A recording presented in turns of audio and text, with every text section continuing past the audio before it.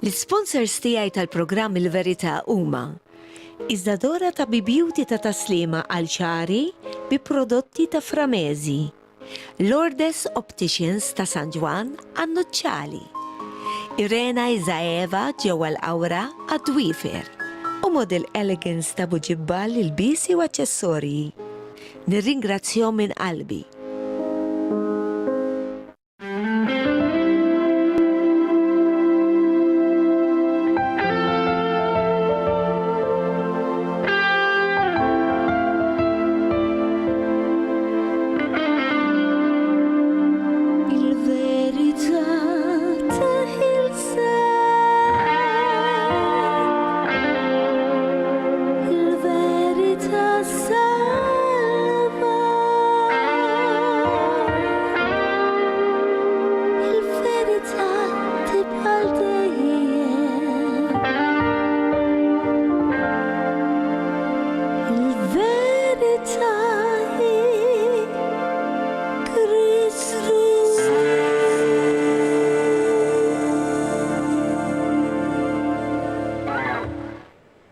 Phyllisienne Brincat nilqakom għal programm Il-Verita li issa drajtuh, nispera li qed jidħol ukoll fit-televiżjoni tal-isptarijiet dawk li qegħdin jarawna jalla li dan il-programm qed jimlihom bl-ispirtu, bil-kuraġġ u bit-tama fil-mulej għax meta jkollna l-fidi aħna iva infiequ.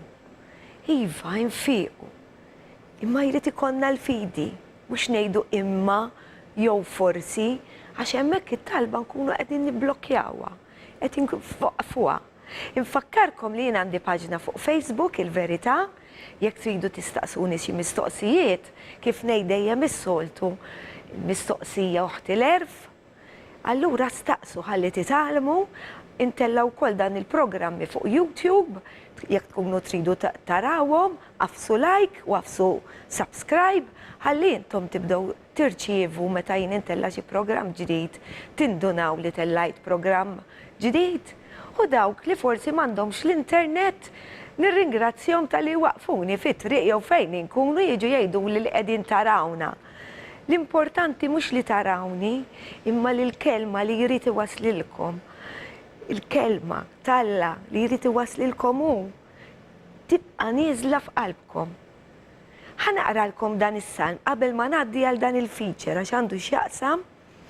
Is-suġġett tal-lum ukoll huwa qed nara ħafna mwiet aw Malta issa jew għax għandna Facebook issa u nkunu nafu bl-avviżi. Imma ukoll nara u naqra uħud li jkun xi ħadd mitilhom xi ħadd bħal Missier jew iben jew xi ħadd minn ta' ġewwa jew ħabib jista' jkun min ikun. Jgħaddu snin u xorta jibqgħu imdejqin. Jekk għandkom it-tama le, għandkom ikollkom il-ferħ tgħidu kif. U llum fuq dan is-suġġett nkun biex niżra fikom il-pożittiv mill-kelma ta' Alla. Ħalli intom tintlew bil-ferħ u ma tibqgħux imdejqin. Mhijiex ċajta, imma jekk jiġi fuqek il-mulej u jgħidlek tibkix. Inti tgħidlu anki intik bejt. Fuq dan is-suġġett sa jkun. Ħanaqralkom dan is-salm u mbagħad norikom feature għax il-ħin malaj meta nibda nimparla fuq il-kelma ta' Alla jien mbagħad daqshekk. Nkun irid ngħidilkom ħafna affarijiet, imma il-programm għandu l-ħin tiegħu. Ħanaqralkom minn Salm 118. Isimgħu xi ġmiel. Faħru l-mulej għax hu tajjeb, għax għal dejjem it-tjieba tiegħu, tisimgħuha għal dejjem it-tjieba tiegħu. Ħajjgħidu li Iżrael għal dejjem it-tjieba tiegħu. Ħatgħid dar Aaron għal dejjem it-tjieba tiegħu. Ħajjgħidu dawk li jibżgħu mill-mulej għal dejjem it-tjieba tiegħu. Sejjaħt il-mulej fid-dwejjaq tiegħi. Simgħuha din. U l-mulej weġibni u ħariġni fil-wisa. Wow! L-mulej miegħi m'għandix minn xiex nibża. Dal-vers, jiena minn duqraj dan il-vers, la il-mulej miegħi m'għandix minn xiex nibża, daqshekk bżajt bħajti. X'inħossu hemm miegħi u kull ostaklu, kull uġieħ u kull ħaġa ħażina li teżisti fid-dinja li tiġrili jien naf li sa nelibha. Jalla li intom ukoll. X'jista' jagħmel lill-bniedem? Il-mulej miegħi u l-għajnuna tiegħi u nħares b'wiċċi minn quddiem lejla dewwa tiegħi. Aħjar tistken fil-mulej milli tittama fil-bnedmin. Aħjar tisken fil-mulej milli tittama fil-gbarat. Il-ġnus kollha dawruni, imma fisem il-mulej irbaħthom. Dawruni minn kull naħa rassewni, imma fisem il-mulej irbaħthom. Bħan naħal daru miegħi, bħan nar tax-xewk madwari jħeġġu, imma fisem il-mulej irbaħthom. B'saħħithom kollha mbuttawni biex naqa'. Imma l-mulej tani l-għajnuna. Minn dan kollu li qed naqra jien, għaddejt minnu għadni ngħaddi minnu sal-lum. Din hija testimonjanza tiegħi wkoll. Qawwa tiegħi u għana tiegħi il-mulej u kien għalija s-salvazzjoni tiegħi. Iva, bis-saħħa tiegħu bis-saħħa ta' demmu jiena salvata. Jien sa ngħix miegħu għall-eternità.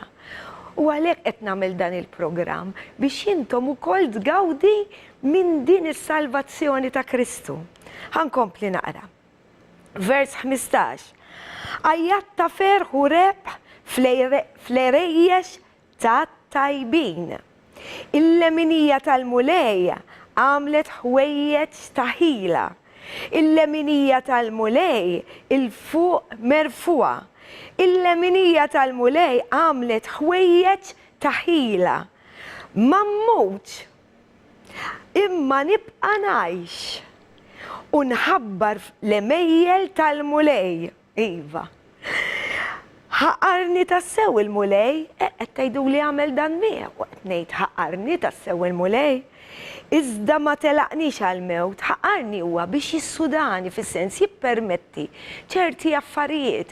Jiena bekk kbirt fil-kelma tal-Alla għaliex meta għaddejt minn dawn l-affarijiet kollha xorta bqajt infaħru, mhux imbagħad bdejt indur kontriħ tal-li qegħdin jiġruli dawn l-affarijiet koroħ. Kif jgħidu baħri tajjeb fil-maltemp. U hekk aħna, jekk aħna uliet Alla, it-tama tibqa' fina. It-tama x'inhija? Li aħna nafu li bis-saħħa tiegħu aħna sa nelbu dan kull ostaklu. Mela, ħankompli. Iftħu li l-bibien tal-ġustizzja. Ħanidħol minnhom u rrotħaj lill-mulej. Dan hu bib il-mulej.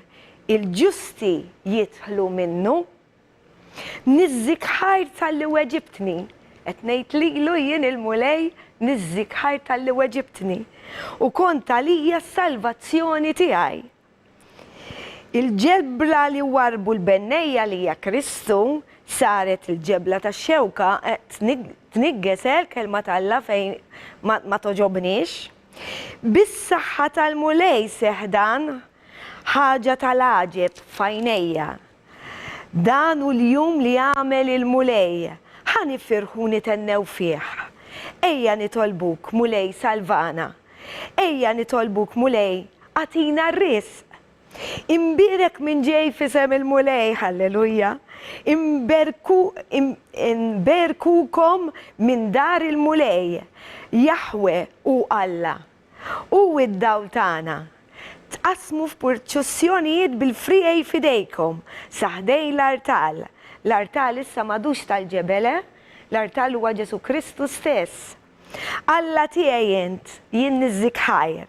Alla tiegħi jien lilek inkabbar. Faħru l-mulej għaliex hu tajjeb għax għal dejjem it-tjieba tiegħu. Raġa l-awtur hawnhekk raġa qala għax għal dejjem mhux għal ftit, għal dejjem it-tjieba tiegħu. Ma tonqos qatt. aħna li nitbedu minnu mhux hu. Huma jitlaqna qatt jekk dejjem tkunu tajtu lilkom infuskom lil Kristu aċċettajtuh bħala Sit u Salvatur tiegħu. Araw dan il-feature li seħ milux, jew ma nafx hekk ma seħħx milux, insomma ma seħħ dan. L-avvranta li taħdem fis-stabbiliment dejjem taqdi lill-klijenti tagħha bid-tbissima u din id-tbissima għamlet impatt fuq xi ħadd. Meta jkollok bżonn ta' xi ħaġa li mhux kif taqbad tgħid, għandek bżonna di, ma tistax tgħaddi mingħajrha għax għandek bżonna forsi għax-xogħol jew forsi. Anki jekk ma jkollokx flus, anki jekk tiswa l-eluf, jekk ikollok bżonna, iva, il-mulej inqeda bħaddieħor biex ikollok. Araw dan il-feature. I got a surprise for you today. Come with me.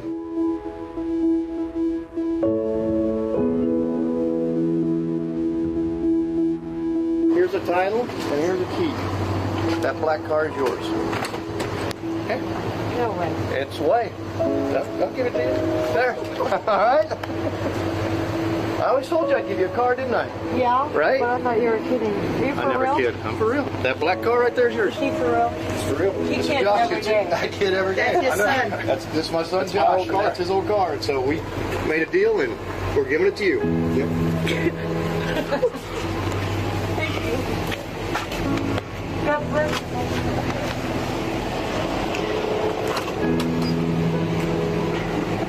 Go get in your new car. This is like the Price is Right or something, right? Come on. It's not brand It has new. windows that go up and down They too, do. Vicky. Everything works. She's been beat up a little bit, but she's a good car. Oh my God. For real? It's all yours. For real. It is yours. Oh my God. Just got the oil change, got the tires rotated for you. What do I owe? Nothing. A smile and a hug. All right? Okay. Oh my God. It's a good day, right? Yeah. I just called my friend from church today on my break, and she said God can do a miracle. He does every day. Drop one out of the. He did, didn't he? Oh my God.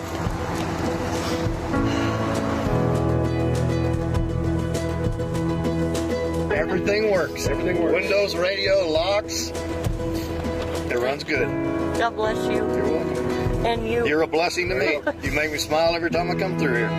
And I don't forget stuff like that. That's awesome. Our work pays off, right, Vicky? Start it. It even starts. It's quiet, it doesn't clink. Everything was. Oh my God.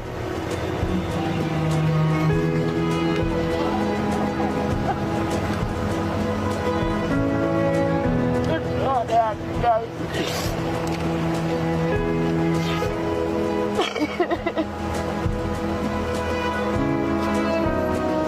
Like good things happen. I think that's Oh, my heart? Yes. This is yours. For real. For real. I gotta get some beer. You okay? Yeah, I gotta get some beer.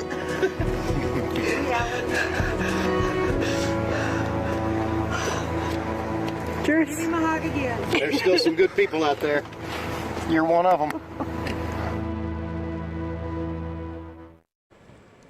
Iva, hemm ħafna nies li huma twajba u li nqeda Ġesu bihom. Alla jinqeda bihom għalikom. Jekk tkunu tiegħu, jista' jkun xi jkun dak li jkollkom bżonn, il-mulej jingħatalkom. Fil-fattu għalinna. Ġwanni 14, dak li titolbu f'ismi jingħatalkom, ħalli nagħti glorja lill-mulej. Minix qed ngħidilkom li sa taqlaw jinnaf xi ajruplan jew whatever jekk għandkom bżonn. Ikun xi jkun, imma li kolkom bżonnu, mhux għax tkunu triduh fis-sens xi ħaġa ta' bżonn, karozza hija bżonn. Għax tieħdok kullimkien jekk ikollok karozza ħataqa' biċċiet, ikollok bżonn ta' karozza ġdida. Imma din qalet xi ħaġa wkoll li fil-break tagħha kienet tmur il-break, ġifieri tmur tintaqa' maħuta u toqgħod titlob hemm magħhom. U kien hemm xi ħadd minnhom u qalilha illum sa jsir miraklu miegħek. U hekk ġara. Ġifieri kulħadd jinqeda l-mulej. Anka bid-nies ħażina ta' anka jekk ma jkunux in-nies tiegħu, xorta jinqeda bihom għalina. Jħobbna wisq il-mulej. Mela, illum għandi mistieden differenti li kemm il-darba kien miegħi minn għalija si żewġ programmi oħra hija fil-mulej Pete Warren li huwa l-elder ukoll ix-xieħ tal-Knisja tissejjaħ bil-Malti, mhux għax huwa xieħ, I'm telling about the elder in Maltese. It means xieħ. We call it Sheikh, and Sheikh is an old man, but you are not an old man. Welcome to this program, brother, and thank you for coming. Mela, Milux, Pete, brother Pete, u koll jipritka fej murina l-Knisja, meta nitaqa' mal-Knisja ikollu. U kienem pritka partikolari li ommi ma niftakarni kont għaddejja minn xi ħaġa. Tħalt imdejqa u naf li din imlitni kolni ferħ. Imma ħażditni u dan l-avveniment ukoll ħasadni qiegħed Fluqa 17 dejjem infakkarkom ġibu l-Bibbja u dejjem iċċekkjaw magħna ħalli tiċċekkjaw li aħna qegħdin ngħidulkom il-verità. U ħanaqralkom l-ewwel qabel ma ngħaddu għar-riklami din is-silta. So please, I'm telling them that it really struck me this preaching when you did it. I was really at that moment I came sad, and it inserted in me so much positive, and I went out really happy with this one, and I hope that our televiewers still do this, does the same. Yeah. Let us read the scripture, and then we go for the publicity, and then we come again, and then we. So it's Luke 17. Luke 7. Luke 7. 7. Luke 7. Mela, Luqa 7. Mela. Okay, and from which verse? From verse 11. Mela, min vers 11. Wara dan, imbat mar f'belt jismagħna. Dan qiegħed jirreferi għal Ġesu. U marru miegħu id-dixxipli tiegħu kotra kbira ta' nies għax fejn kien ikunu dejjem kienu jinġabru n-nies miegħu. Kif wasal qrib il-bieb tal-belt, kienu qegħdin iġorru wieħed mejjed li ommu mara armla, jiġifieri din mitilha r-raġel tagħha u mitilha wkoll bina. Ara min jaf x'dulur kellha din il-mara. Mela mara armla ma kellix ħliefu, dan il-wild biss kellha. U magħha kien hemm aġmielu ta' nies mill-belt. Kif ra l-mulej tħassara. Tibkix għalilha. Resaq u mess it-tebut. Dawk li kienu qegħdin jerfgħu waqfu. U qal, Żagħżugħ, qiegħed ngħidlek qum, hekk daqabat u mar. U l-mejjed qam bil-qiegħda u beda jitkellem. U Ġesu taħ lil-ommu.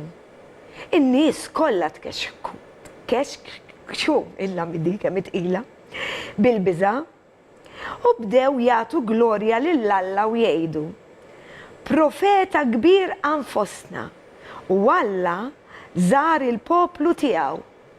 U dan il-kliem li qalu xteret mal-ludija u dawk l-inħawi kollha. Ħanaddu għar-riklami u nitkellmu fuqha. Il-verità tibqa' dejjem. Il-verità hi Kristu.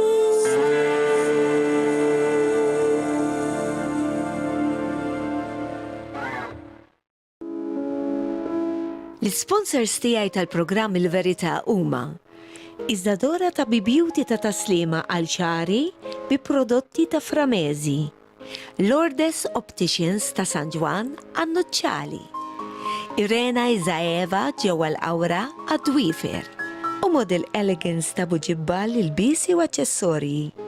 Nirringrazzjahom minn qalbi. Il-verità tibqa' dejjem.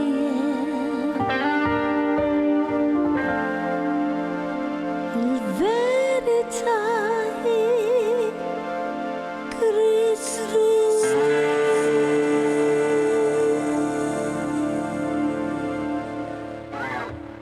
Mela nilqakom għat-tieni parti tal-programm Il-Verita fejn illum ħanitkellmu dwar din il-ġrajja minn Luqa 7 u minn vers 11 li għadni kif qrajtilkom qabel ir-riklami. Jiġi jgħidlek tikpix, imma Ġesu kien jaf li sa jqajmu, imma tgħidu li daw li issa mietu. Ħanidħlu fil-fond tagħha din il-ġrajja. So, we go in deep of... If you please. This chapter is, you have a sandwich here, a very small portion of scripture which we read, between two big events in the Bible. And it's very easy to miss what's being said in these 6-7 verses. One thing we do see, the Bible tells us about this woman. And this woman was a widow woman. She lost her son. So she's lost two members of her family, her husband and her son. We see that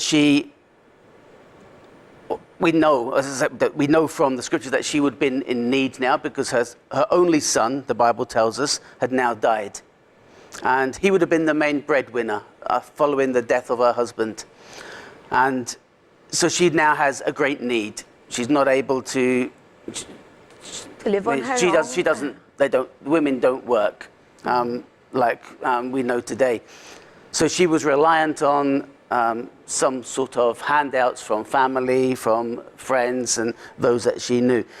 So she has a great need. She lives in this small village, which is based at the foot of the Mount of Transfiguration, which is where, remember in the scriptures where Jesus was appeared in glorious white with Moses and Elijah. And this little village is situated right at the very foot of that mountain.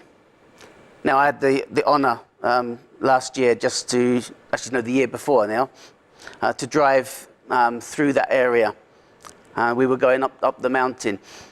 And it's a very, very small, even today, a very small village set back off of the main roads.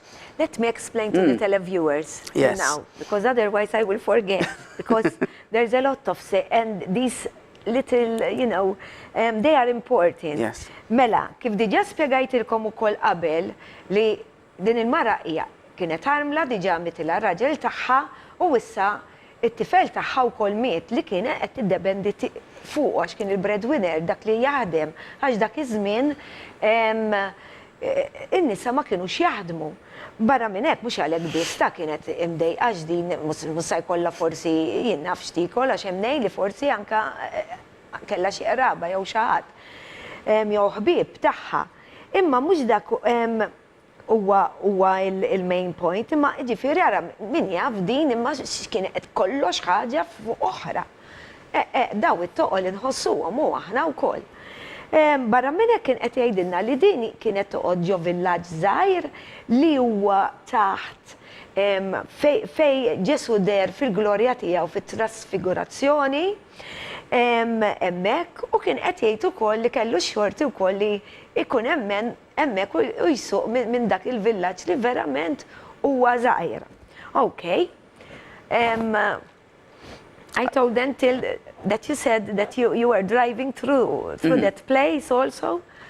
And The reason I mentioned the size of the village is because it's not a place that you would go. A person wouldn't go there unless they were going there for a purpose. So it's not something that you wouldn't pass through it to get to anywhere. So Mela, qed jgħidilna wkoll li dan il-villaġġ huwa tant żgħir li rari tgħaddi minnu. Imma inserta li Ġesu għadda minnu. I was telling them that Jesus, although it was really rare that you pass from that village, Jesus was coming from somewhere else at that moment. Yeah, Jesus was coming from the northern parts of Galilee. He had been ministering, and you'll see if you look at the previous verses in this chapter, that very well-known situation where the centurion came to Jesus asking for his, I think it's his servant, to be healed. And he makes that great statement, just speak the word only and my servant will be healed. And Jesus says that he's not found great faith, not anywhere in the whole of Israel, as he saw in this century. So this was where he had just come from. And he was coming from the north down through to the south of Galilee. Mela, Ġesu kien għadu kif ġej ukoll minn post fejn iltaqa' miegħu iċ-ċenturjun u fejn kellu it-tifel tiegħu wkoll kien qiegħed imut u qallu li anki jekk inti tgħid b'kelma waħda li ifieq u fil-fatt Ġesu kien qallu għadni ma rajtx fidi bħal tiegħek, ara x'fidi jrid ikollna ta' anki daq żerrija ta' mustarda. Ukoll imma l-aqwa jkollna l-fidi, ma rridux dik il-fidi ndaħlu l-imma kif qedtilkom fil-bidu tal-programm. U fil-fatt hekk ġara kien baqa' ħaj, ġifieri fieq dak it-tifel. Yes? So Jesus was coming from this great, glorious celebration, a very happy occasion. And he's coming with his disciples. It actually says here in the scriptures, verse 11, it says that many of his disciples went with him and a large crowd. So there was a big group of people traveling with Jesus on this day. And they came near to the gate of this little city, this little village. And as they were coming in, there was another procession coming out. And we read and we know it was the funeral procession of this young man that had just died. And we have here two contrasts. One very a happy group. Like celebration? A celebration, well? Yes. because of the things that, and you can see it's between two very joyful accounts in the scriptures. So one very happy, jubilant company of people, and the complete opposite coming out of the city, a smaller group of people, sad and sorrowful, grieving and mourning the loss of this young boy. Mela, kif qiegħed jgħidilna, qegħdin naraw żewġ avvenimenti fl-istess ħin. Mela, Ġesu ġej minn wara din iċ-ċelebrazzjoni għax dan fieq. Fil-glorja tiegħu. Ġej ma' ġimgħa ta' nies warajh disċipli tiegħu qegħdin jiċċelebraw. U in-naħa l-oħra ħajiltaqgħu wkoll porċissjoni oħra, imma din id-darba mhux ta' ċelebrazzjoni, imma ta' dwejjaq għax huwa funeral. Okay. And it's quite interesting that the Bible here tells us that they were carrying the dead man out of the city. The dead were always buried outside the city. Mela, qed jgħidilna wkoll li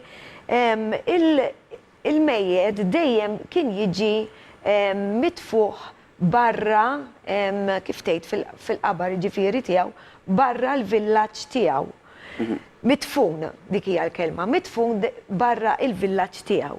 Yeah, and we know from the scriptures that Jesus himself was crucified and buried outside of the city of Jerusalem. Fil-fatt anke Ġesu kienu difnuh ukoll barra il-villaġġ. And as Jesus was coming into the city and he saw this crowd, the Bible says something in verse 13 which we're going to look at this morning. It says here, when the Lord saw her, he had compassion on her and said to her, do not weep. Mela, ħanarġa naqraħilkom vers 13. Mela, kif ra l-mulej tħassara, hekk jagħmel ta' magħna. U jitħassarna jkun jaf tax fil-fatt tgħid il-kelma tal-Alla wkoll the Holy Spirit grieves, jiġifieri jkollu dwejja anki meta aħna nxandru lilu u l-min inkunu xandarna ma jkunx aċċetta lil Kristu. Iħoss ukoll jitħassarna għax irrid din ir-relazzjoni magħna. U għalila tibkix. Yes. Yeah. And I just want to look at these few words here. It says, he had compassion on her. That's what I was explaining to them. Now, and I explained this, and I just want to go through a few words that we use in English. And we talk about having sympathy with somebody. We talk about having pity for somebody. Empathy with people. And there's this word compassion. Now, in my understanding of these words, when we're talking about, particularly with someone who's suffering and in need, if we say that we have pity for them, what I believe we are saying here is that we're sorry for the problem they're going through, and we don't really have any thoughts toward giving them any help. Basically, it's something like, well, it's your problem. I'm sorry you're in it, but that's your problem. That's what I understand pity to mean.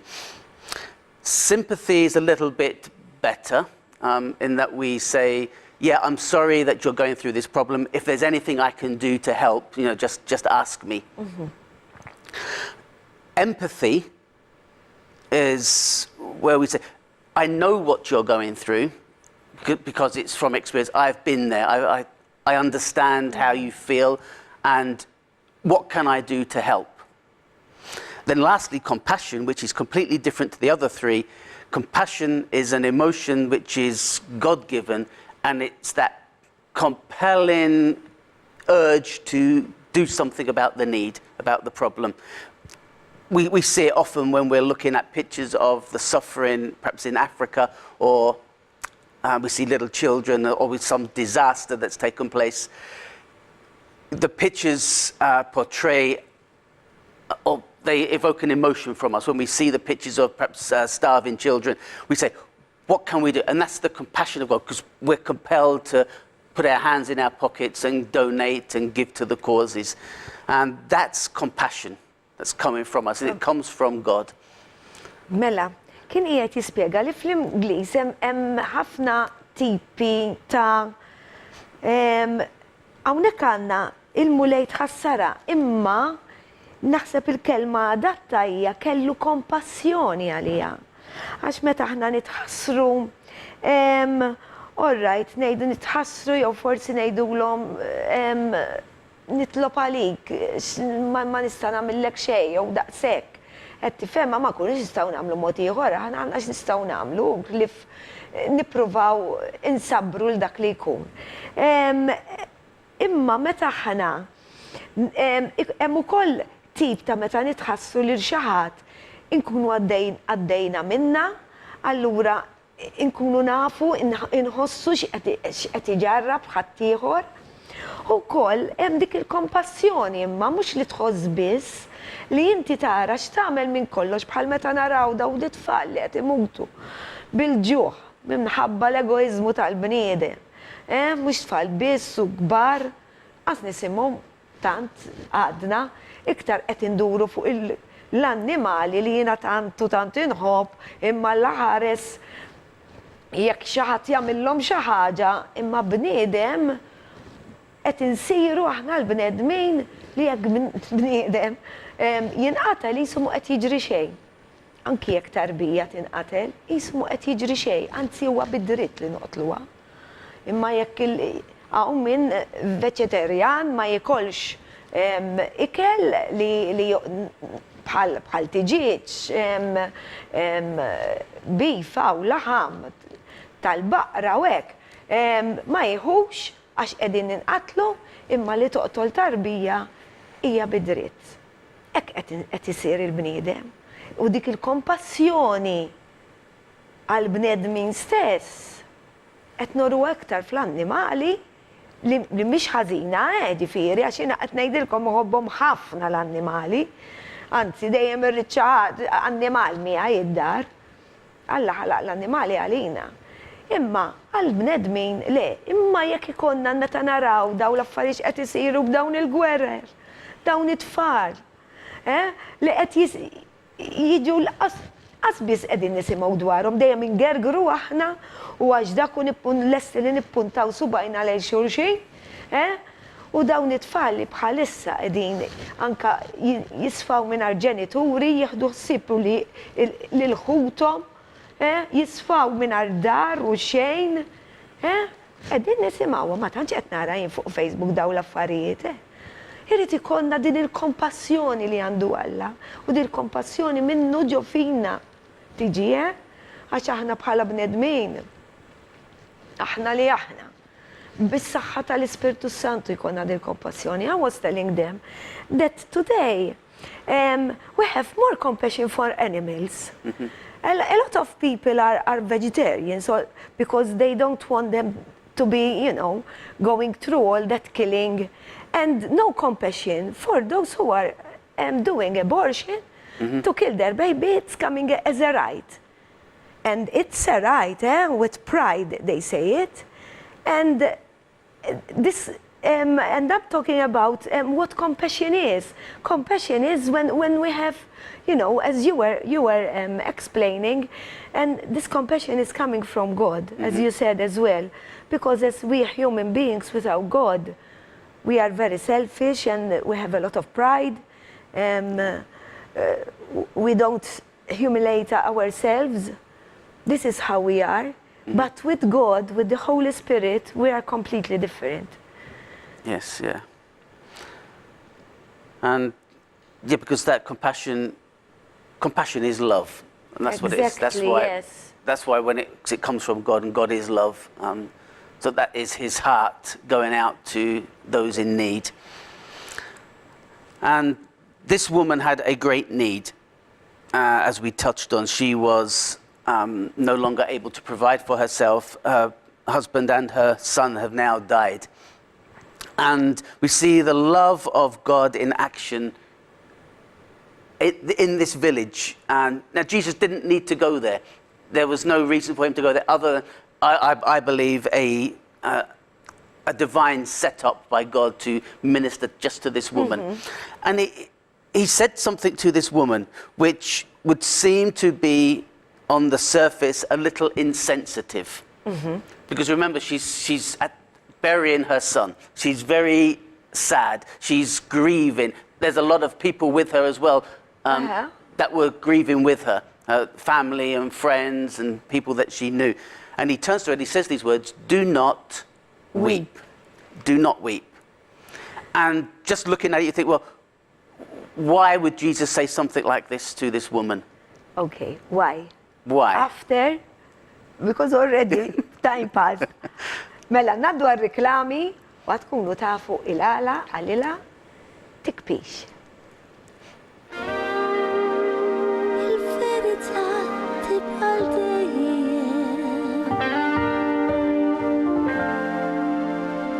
Il-verita hi Kristu.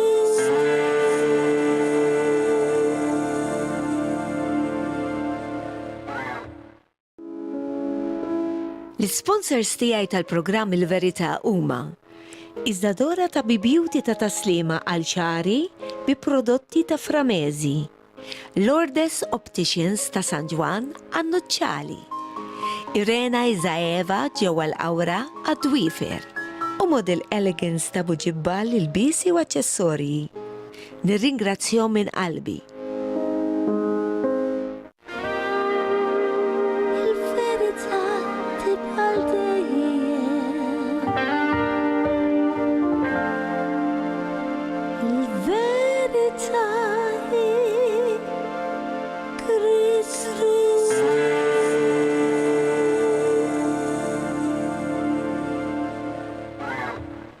Mela ħanidħlu fil-font il-għala għalila lil din l-almla u li għadu kif mitila t-tifel ukoll tagħha tibkix. Għax kif jista' jkun ma tibkix. U għalina nħossuha naqra li Ġesu kien insensittiv għalija, imma u kien jaf sa jagħmel. U kif kien qiegħed jgħidilna Brother Pete, kien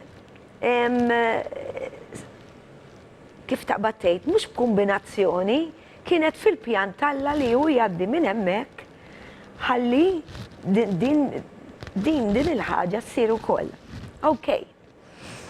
So we're going to answer the question, why did Jesus tell this woman not to weep?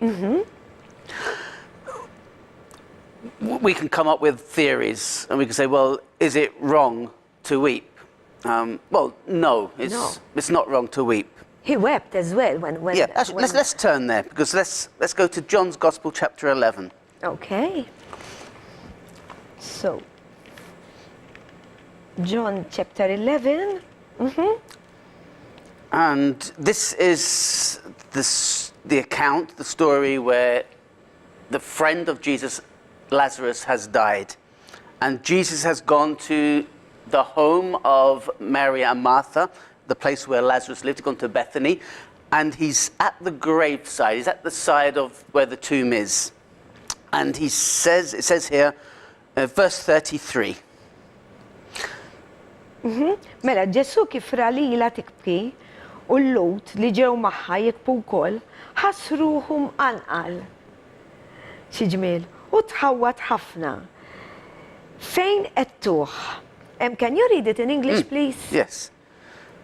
So, therefore, when Jesus saw her weeping, this is Mary, and the Jews who came with her weeping, he groaned in the spirit and was troubled. Was troubled. Was troubled fis-sens mhux għax tħawwat fis-sens li tħawwat għax Ġesu ma kienx jitħawwat, tam fis-sens kif nifhmu aħna bil-Malta, bil-Malti. Was troubled, jiġifieri ħass. Mhux għax tħawwat, kif jista' jkun di xi ħaġa ssir, okay? And he said, where have you laid him? And they said to him, Lord, come and see.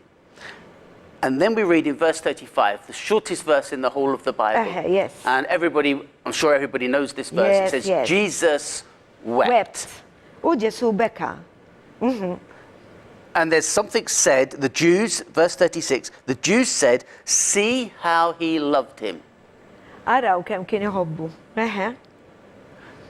Yes. Now, if it was wrong, and Jesus was saying to this woman, do not weep because it's a sin to weep, or it's wrong, No. he would not have wept at the That's good. tomb of Lazarus. What we have here is Jesus, it says he was troubled, and they saw in him the love for this man. Now, I believe they assumed that it was because he loved Lazarus was the reason why he was weeping. But he told this woman not to weep. And it's all to do with the focus of what we are weeping for. Jesus, it says in the scriptures, it says in verse 33, it says, he saw the others weeping, and he groaned, and he was troubled in his spirit. He was stirred up in his spirit. Now that's not saying that Jesus was sad. Against. Okay. That's not saying that he was looking at Lazarus and saying, oh, if only I'd been here earlier, I could have done something about You're it. talking about the event of Lazarus. Okay. Yes, Lazarus. So yeah, I've moved back to Lazarus. Yes. So they were looking at him. He was troubled in his spirit. He was stirred. That stirring up it's the compassion. It's not the sadness that he's feeling, or he could have been feeling for Lazarus. And that's the same thing that happened to Jesus here in the village when he met this woman. He was stirred up with the compassion of God to do so. And he spoke to this woman and said, do not weep. Why? Because the weeping that she was doing and what Mary and Martha were doing were focused on what they had lost, what they were now thought they were missing. And when Jesus wept, he wasn't focused on what he had lost, because he knew what he was going to do. He was weeping for those that were around him that didn't believe. Mela, Ġesu hemmhekk beka mhux minħabba Lażru għax miet, għax hu kien jaf sa jagħmel, imma kellu kompassjoni għal ta' madwar dawk li kienu qegħdin jikbu għal Lażru għax telfa ta' xi ħadd. Jiġifieri ta' xi ħadd għall-qalbhom, mitħuhom. Imma wkoll beda jikbi għax kellhom nuqqas ta' fidi, għax kienu jafu għax kapaċi jagħmel, għalfejn kienu qegħdin jikbuh, meta kienu jafu li hu seta' jqajmu. Okay. What is wrong when it comes to weeping is when our focus shifts on the thing. We can weep over the loss of a person, or maybe the loss of a job, or if we go through some sickness, something, we're losing our health. We can weep over that, and that's where it becomes wrong, because we're focused on the problem and we're not looking to the Lord who's able to meet our need. Yes. Għax fil-fatt importanti għal-fidi. Il-fidi tagħna li jrid ikollna sħiħa. Għax fil-fatt ukoll il-kelma Alla tgħid li fejn kien joqgħod Ġesu m'hemmnuhx. Laqqas ħutu stess, il-Step Brothers. U ma setax jagħmel mirakli. Jiġifieri il-fidi tagħna tiswa wkoll jekk irridu li jsir miraklu magħna. In Mark's Gospel, chapter 5, we see something very similar take place. So I want to pick up on this, focusing on the problem. In Mark 5, Jesus is going down to the home of the ruler of the synagogue. His name is Jairus. On the way, things happen on the way. The woman with the issue of blood stops him, and he's delayed. And he gets to the house of Jairus, the ruler of the synagogue. We're in Mark's Gospel, chapter 5. And verse 38. Okay. So just to let you know, that's the context of what's happened. Jairus has come to him, asking for him to come to heal his daughter. He's made the journey. He's been delayed on the way with this woman that's had the issue of blood. News has arrived to where Jesus and Jairus is saying that the daughter has now died. Don't waste Jesus' time anymore. And Jesus still goes down to the house. He tells Jairus not to be afraid, just to believe. It says, verse 38 says, then he came to the house of the ruler of the synagogue and saw a tumult, and those who wept and wailed loudly. And when he came in, he said to them, why make this commotion and weep? The child is not dead, but sleeping. It says, and they ridiculed him. They laughed at him. But when he had put them all outside, he took the father and the mother of the child and those who were with him and entered where the child was lying. And I'm not going to read on because it goes there. Let me read it in Maltese as well. Mela, verse 38. Waslu d-dar tal-kap ta' sinagoga, ura storbju sħiħ. Dan kien avveniment ukoll fej mietet mitxaħat. U nies jikbu u jixru. Daħal u għalilhom. Dan l-istorbju kollu, dan il-biki għalfejn. It-tfajla mhijiex mejta imma rieda għalilhom Ġesu. U qabdu jiddieħku bih. Imma hu kaċċihom il-koll il-barra. Ħamiegħu lill-Missier it-tfajla u lill-omma u lil dawk li kienu miegħu u daħar fejn kienet it-tfajla. Yes. When Jesus arrives at the house, he sees this big group again, these people weeping and crying and mourning the death of this little girl. And what he actually does is he puts them all outside. He says, we don't want any of this unbelief in the house, because they were focused on the loss, focused on the problem, they would have been ineffective in the room where Jesus was going to minister to this girl. And unbelief is always ineffective when it comes to faith. You need to get rid of the unbelief. And that means taking your eyes off of the problem. Mela għandna bżonn li nneħħu il-fokus tagħna minn fuq dak li qiegħed jiġri imma nittamaw fil-mulej tagħmel differenza kbira ħafna ħafna ħafna. Dan is-suġġett mhuwiex faċli, x'aħna bnedmin. Imma daw l-affarijiet, daw l-avvenimenti saru.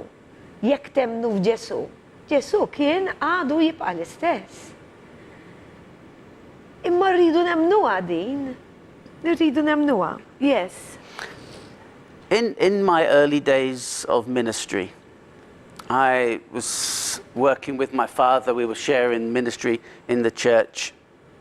And a lot of our time was spent ministering to those of the Gypsy and Roma community in the UK. And they had a custom, following the death of one of the members of the family, where they would dress every day in black and clothes of mourning for 6 months following the death of their relative. Even here in Malta, they still do it, huh? And a lot, yes. Here in Malta also. And while I'm not saying that is wrong, but when we are engaged in that type of practice where we are constantly reminding ourselves every day of the loss that we've suffered, it's a little bit like these people here. It tends to lead us into unbelief.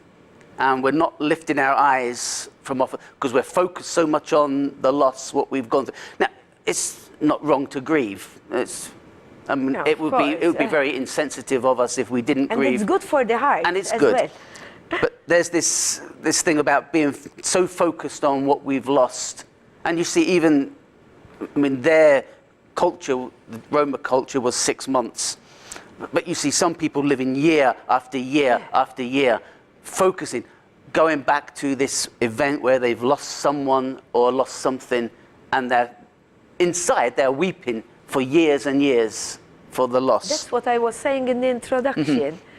Because a lot of people, even on Facebook, every year, they can't accept it that they left, even after 8 years and after so many years. They can't accept that they are dead. And what I want to show you is actually what the scripture says about being focused on the problems. Because there's a verse in actually it's one of my favorite verses in the scriptures. It's in the second book of Corinthians, chapter 5, and it's verse 7. So 2 Corinthians chapter 5. Chapter 5, verse 7.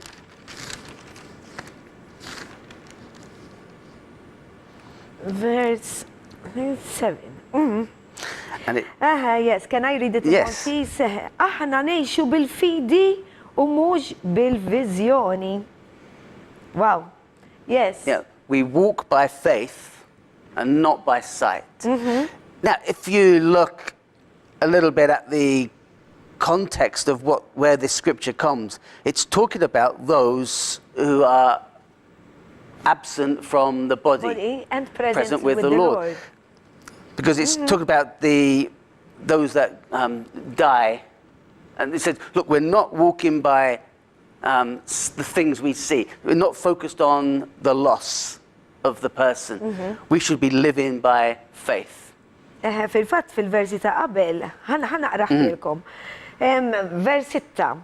Aħna dejjem qalbna qawwija u nafu li sakemm indumu mlibsa b'dan il-ġisem, nibqgħu il-bot mill-mulej. Mbagħad tkompli aħna ngħixu bil-fidu mhux bil-viżjoni, aħna qalbna qawwija u persważi sintendi jekk nemmnu, Imma din hija tajba, aħna qalbna qawwija u persważi li aħjar noħorġu minn dan il-ġisem u mmorru noqogħdu għand il-mulej. Għalhekk fuq kollox aħna nfittxu li noġbu lilu lill-Alla sew jekk nibqgħu hawn, sew jekk noħorġu minn dan il-ġisem. Ġifieri l-importanti fejn ħammorru wara għax dan huwa passaġġ għal ħajja ta' wara mbagħad. Because our life is a passage for the afterlife. Am I saying right? Yes, okay? yes. Yeah, so we walk by faith. There's if you just go back to the previous chapter 4, again, it's still the same train of thought that Paul is having, and he's writing to the church here. The last verse of chapter 4, and it's verse 18. Yes. Let's go to verse 17. Yes. No, back to verse 16. Let's read it all in context. Mela, qegħdin 2 Corinthians aħna b'tinitra l-Korintin kapitlu 4 sa u vers 16. Għalhekk ma naqtawx qalbna għax imqar jekk il-bniedem ta' barra jitħassar, ġifieri kif konna qabel ma ġejna għand Kristu, il-bniedem ta' ġewwa jiġġedded minn jum għal jum. Id-daqsxejn ta' dbatija tagħna ta' issa tħejjilna kobor, isimgħu ta' xi ġmiel, ta' kobor ta' glorja bla qies għal dejjem. Lilna li ma nħarsux lejn il-ħwejjeġ li jidhru, iżda lejn dawk li ma jidhrux. Għax Alla huwa spiritu, because God is spirit. Dawk li jidhru huma l-żmien qasir. Dawk li ma jidhrux huma għal dejjem. Wow. This is strong, yeah? As well. So deep. So there it's telling us that it says that we shouldn't be looking at the things which are seen, but the things which are not seen. Because when we're looking at things we can see, we become focused on the thing. So many times we focus more on those things that we see. That's why we are saved by faith.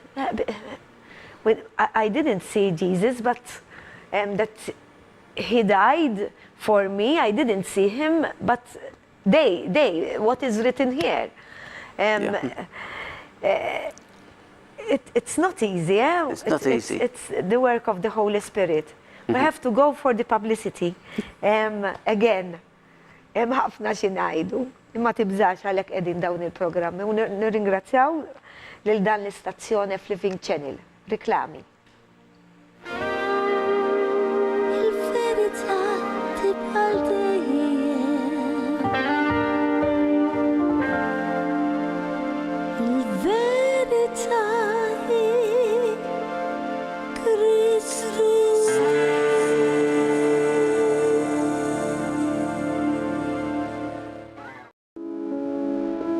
L-sponsors tiegħi tal-programm Il-Verita huma Iżdadora ta' Beauty ta' taslima għal ċari bi prodotti ta' Framezi, Lourdes Opticians ta' San Ġwan għan-Nuċċali, Irena Izaeva ġewwa l-Qawra għad-Dwifer u Model Elegance ta' Buġibbal il-bisi u aċċessorji. Nirringrazzjahom minn qalbi. Il-verità tibqa' dejjem.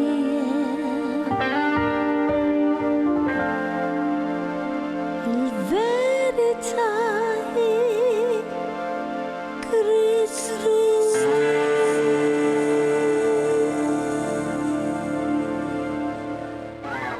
Il-Verita hi Kristu wasalna l-aħħar parti diġà. Meta nibdew nitkellmu fuq il-kelma tal-Alla jien ngħid għalija l-ħin ma narax għaddej u lanqas il-kamera persin u kol baqa' mistaġeb għalina diġà wasalna fl-aħħar. Meta ma narawx il-ħin għaddej, sinjali tkun qed tinżel fil-qalb tagħna. So, the last part of our program, Brother Pete, and God bless you and thank you for coming. Thank you. Thank you for having me. Now, we were looking at this scripture in Luke where Jesus came to this woman and he spoke to this woman and said to her, "Do not weep." once he'd got this woman to lift her eyes from off of the problem, he was able to work a miracle in her life. And we see that the boy was raised to life from out of the coffin. And to close with, we're just going to go to a... During your preaching, you said something at that moment when somebody touches the dead corpse. That's right. Because that really kept in my mind. Yes. Please say it. Okay. Jesus, it says in the scriptures in Luke that Jesus went up and touched the open coffin. It tells us it was open so you could see the dead person. The dead person, Any person that touched the dead or the coffin would be considered unclean under the law of God that was given through Moses. And they had to be separated for a period of time. I think it was 7 days. So they weren't, you weren't allowed to touch the dead. Mela dak iż-żmien ukoll skont il-liġi talla, għax għalhekk ġie Ġesu u biex imbagħad ma nibqgħux taħt il-liġi, imma issa qegħdin taħt il-grazzja. Għal dak iż-żmien li inti tmiss qabjar korp, ġifieri ġisem mejjed, kienet xi ħaġa tal-biża' ngħidilha jien xi ħaġa maħmuġa. U trid inti joqogħdu jekk tkun missejtu, inti tittoqgħod 7 tiem mingħajr ma taraħ dan il-bniedem jew ġifieri tmissu. This is very interesting, but he touched that corpse. Yes. What actually that shows us is when we follow things like sets of rules and religious laws and things like this, it actually binds up because there's no freedom to minister life.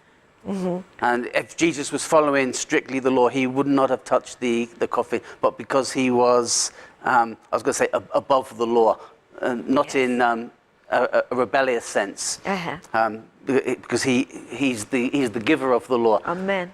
He ministered, he touched the coffin, the boy was raised to life. And what we're going to see in the Psalms here is that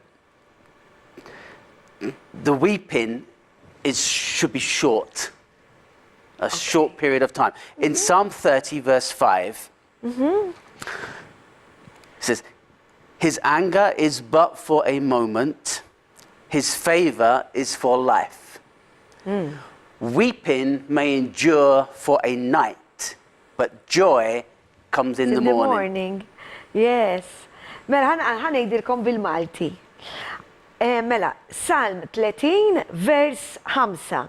Għax ftit id-dum is-saħna tiegħu ta' Alla ġifieri. Ara kemm iħobbna ta' ġifieri. Aħna meta nitolbuh maħfra daqshekk. Id-dnub tagħna dak il-ħin stess ikun maħfur. Iżda omur sħiħ l-imħabba tiegħu ġifieri għal dejjem. Fil-għaxija jidħol il-biki, fil-għodu jidwi lajjat ta' ferħ. Wow. Yes. Yes. I believe that's showing us here that, saying that, talking about the favor of God is for a lifetime. Yes. But our weeping, and there will be times of weeping. Yes. There will be times where we're sorrowful and we're grieving, but it needs to be short. It endures just for the night, so that joy can return in the morning. Mela, hekk għandu jkun. Meta jkollna tama falla, fil-fatt anke fis-Salm rajtilkom fil-bidu tal-programm, it-tama tagħna m'għandix tkun fil-bniedem. Tama tagħna għax il-bniedem jiġi u jitlaq. U jiżbalja l-bniedem ukoll. Aħna bnedmin għalhekk ġie Ġesu kemm il-darbettilkom jiena. It-tama għandha tkun dak li huwa perfett, li huwa Alla. Fih. Ejjew li konna din ir-relazzjoni miegħu sempliċi u b'xejn, la rridu nħallsu flus b'xejn. U diġà ħallas għaliha din il-grazzja fuq is-salib. U mhux miet ma waqafx hemm biss irxoxta. U hekk iridna li aħna nirxuxtaw u nibqgħu ngħixu għall-eternità miegħu irid ir-relazzjoni li nitkellmu kif aħna qegħdin nitkellmu magħkom. I'm telling them that God wants this relationship, that our minds is not on the on ourselves and on people and on, government or whatever, because everybody makes mistakes and everybody is going to die, except those who are going to be raptured. Only God is eternal, and He's the perfect one, and He can give us the complete hope in ourselves, and to overcome all our tribulations and what we go through in this world. Am I saying right? Okay. Yes, you're saying great. Yes. And you want to say something? I was just going to close with one, or finish with one more scripture. It's the end of that psalm, verse 11. Yes. Because it is possible to rejoice, even in those sad times, and be joyful. And this is what happened with that woman in the village of Nain. She received her boy back. The sadness suddenly disappeared. Exactly. Joy returned. There was celebration that her son is now alive again. And it says here, verse 11, Psalm 30, says, "You have turned for me my mourning into dancing. You have put off my sackcloth and clothed me with gladness." Now the sackcloth was the robes that they wore to show either that they were repentant or that they were going through great sorrow. Okay.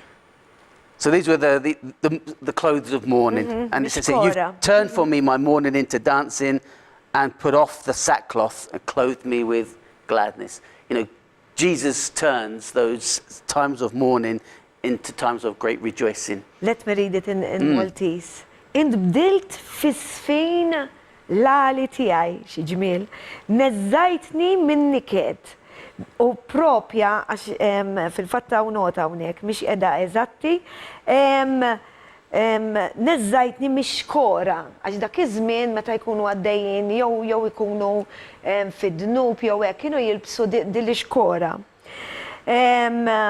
Bil-ferħ ħażimtni, għalhekk ruħi tannilek bla qiegħda, mulej Alla tiegħi infaħrek għal dejjem. Oh, yes. Praise God. U dan li rridkom tagħmlu flimkien miegħi wkoll.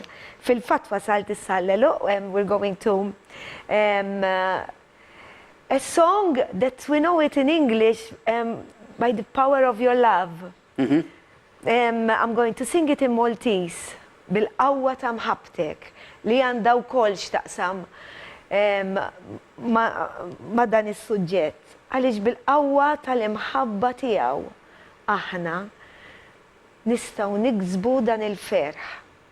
Nista' ngħid baqali tikka żgħira, nista' ngħid milux kont mistiedna fuq radio u l-preżentatriċi saqsietni kemm tagħti punti lilek innifsek għalija ġifieri, minn ten. Biss jien għattilha 10. Mhux għax jiena perfetta. Imma iva nista' nkun perfetta fi Kristu. Perfetta fis-sens dak il-ħin meta nitolbu maħfra jiena dak il-ħin iva. Inkun perfetta x'inkun bajda daqs is-silġ mingħajr dnub, imma jiena bnidma bħalkom niżbalja wkoll. Imma wkoll mhux għalhekk għax Alla volja bluġieħ tax-xatka li jkolli jew inkella minn xi nkun għaddejja, jiena naf li għandi l-ferħ tal-mulej ġo qalbi u naf li dak kollu li nkun għaddejja minnu fil-ħajja kif jgħaddi kulħadd u kull wieħed u waħda minnax fid-dinja qegħdin. Jiena xorta naf li jinsa nirbaħ kull ostaklu għax għandi l-Alla miegħi. U kif qrajtilkom ukoll fil-bidu li jien qedtilkom l-għandi l-Alla miegħi m'għandix minn xiex nibża għax għandi din il-qawwa. Għatu lilkom infuskom il-mulej, sempliċement talba. Jiena naċċettak u rini mulej, u rini t-triq. Jiena naċċettak bħala situ salvatur tiegħi. Mulej jaħfirli. Ibbat lill-Ispirtu Santu, rrid niftaħlek qalbi għalik. Ħejdu din it-talba fi kliemkom. U ruħ lill-Missier li intom temnu li bat lill-Kristu għalik.